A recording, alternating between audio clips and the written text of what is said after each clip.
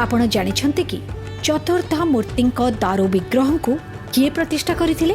प्रतिष्ठा उत्सव यज्ञ केउ देवतांक आविर्भाव होइतिला? तेबे आसंतु जानिबा एही तथ्य विषय। एहा हेउची यज्ञ नृसिंहक मंदिर। एही मंदिर रहिछि गुंडीचा मंदिरर ठीक पाखरे। पुराण और शास्त्रर वर्णना अनुसार राजा इंद्रदुम्न ब्रह्मा को श्री जगन्नाथ को प्रतिष्ठा करबा पई निमंत्रण करथिले।